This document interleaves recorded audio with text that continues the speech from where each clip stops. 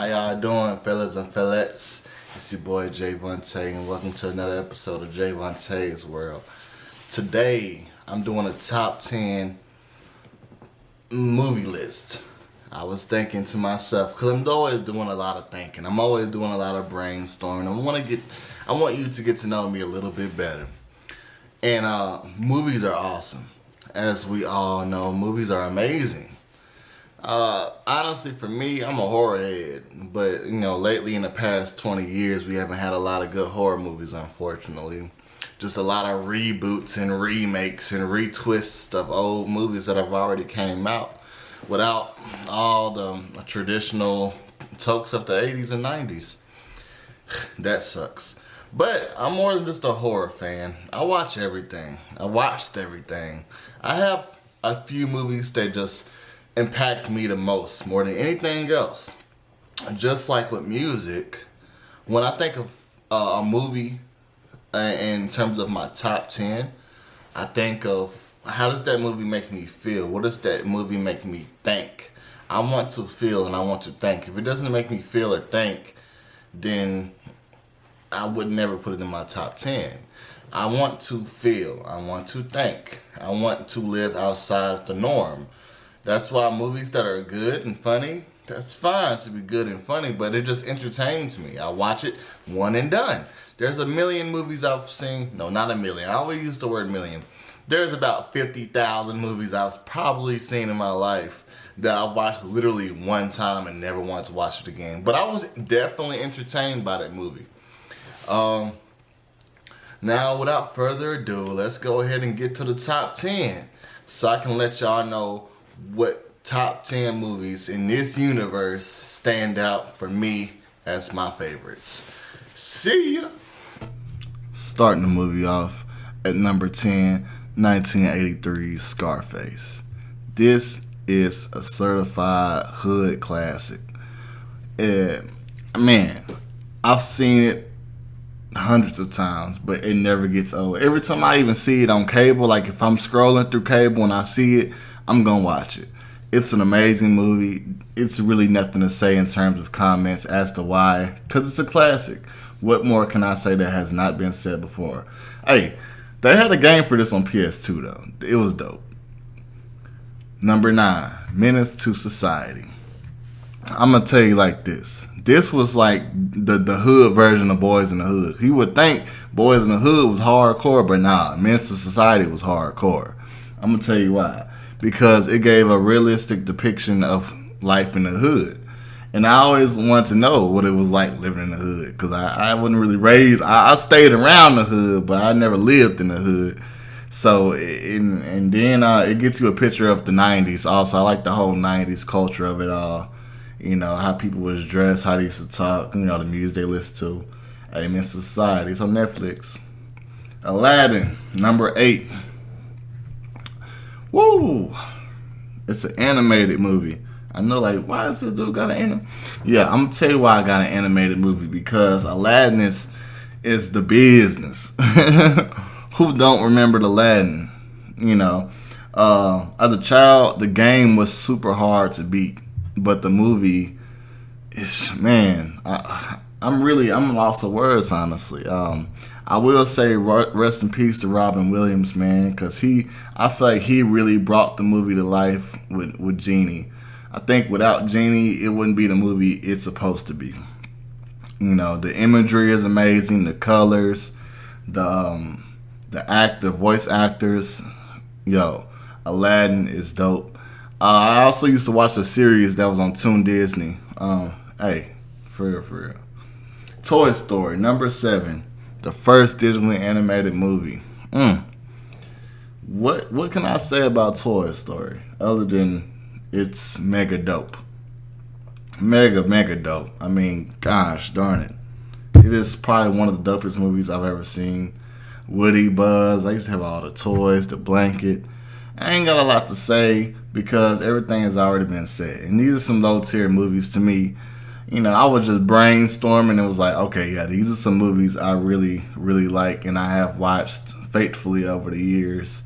And I'm 27, so that gives you a good idea of how long I've been watching Toy Story on and off the years, and how much I like it. I'm gonna shed some real tears to it. Number 6, Tales from the Crypt, Demon Knight. Yeah, 1995. That's the year that came out. It featured Billy Zane, William Sadler, and Miss Jada Pinkett Smith. You know what I'm saying? All her beautiful entanglements. I enjoyed the series. So when I found out there was a movie back in like '98, I was on it, and I've been watching it every single year, multiple times a year since 1998. That's not when it came out, but that's when I first watched it for the first time, and I have such fond, scary memories about it. And now when I watch it, it's all good vibes.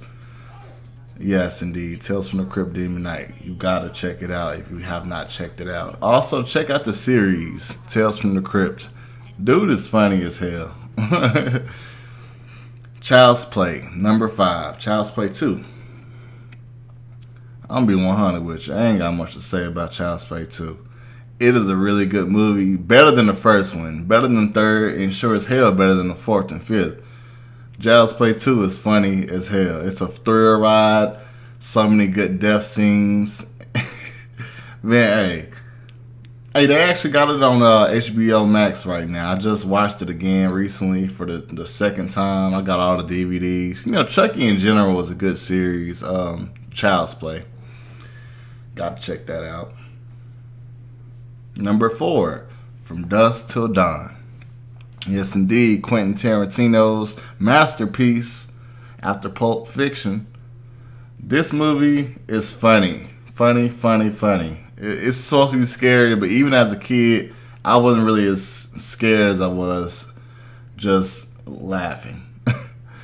Number 3, Star Wars Episode 3. Wow. I get the feels, I get the emotions, I get the thrills, I get everything I've ever wanted out of this movie. I can't tell you how many times I've watched Star Wars. I watched it for the first time in 2005. I think it was on DVD. But I've been obsessed with the character of Anakin, played by Hayden Christensen. He's really good. Wow. I'm actually kind of speechless at the moment. I play a lot of Battlefront too. I said Battlefield. Look at me, I'm tripping. But yeah, legendary. George Lucas directed it. You know, a lot of people shit on it and say it's trash, but compared to the new stuff, you gotta know this is legendary. You get to actually witness what people have been talking about for all of these movies up to this point. So yes, and it ends the trilogy. Yes, this is a great movie, and this is my number 3.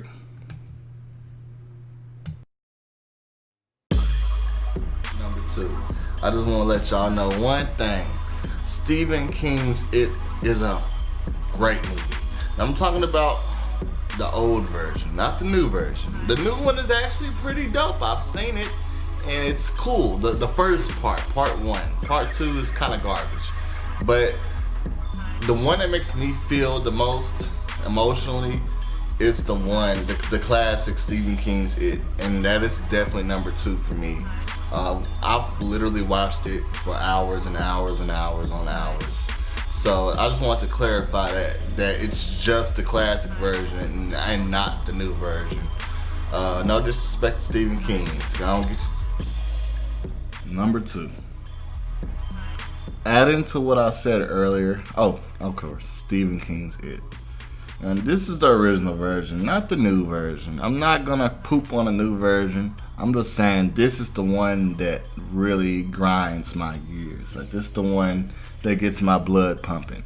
This is the one that had me afraid to have circus clowns at my parties as a child. Till this day, every time I see this movie, I get some type of emotional effect, whether it be fear, sadness, anguish. Like, I've watched it so many times, and I have so many different opinions about it. I look at it as more of a metaphor than anything else, because it's a very deep movie, believe it or not. Very deep. It's deeper than just a clown going around eating up kids like they're barbecue sauce. For sure. Beat Richie. Let's get to number 1. Michael Jackson's Moonwalker. Wow. Wow. Michael's always at the number 1 spot. It's just what it's gotta be. This is Michael's personal creation, funded by him. All of his ideas. I mean, if you want to know what goes on in Michael Jackson's head in the late 80s, watch this movie. It gives you a great idea of who Michael was, why he was, his style, his brand, everything. This is Michael at his height.